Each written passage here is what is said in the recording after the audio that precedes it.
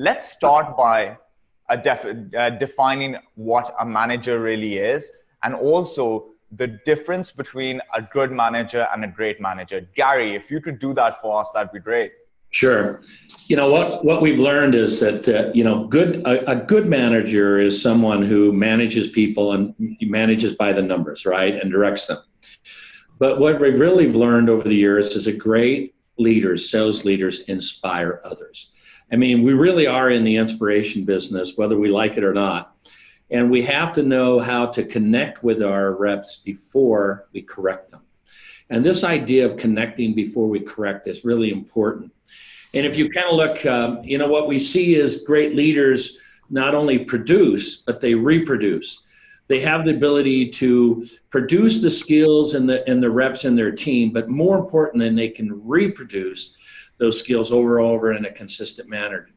What we've really learned over the last few years, especially working with sales organizations throughout the world, is that these great leaders just have these natural ability to measure, to model awesomeness and to develop awesomeness in all the people that they're around. And they inspire them because they align the goals of the reps to the goals of the organization. And when you get that alignment, you really have great leaders.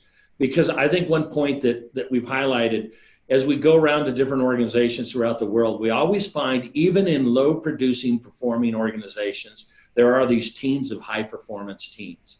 And the secret always is, it's a sales leader.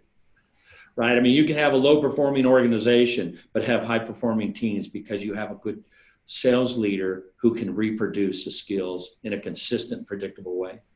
I really like what you said. I read a book recently, and the author described great leaders as people who can make their team members feel that the impossible is possible. And I really liked how that was framed.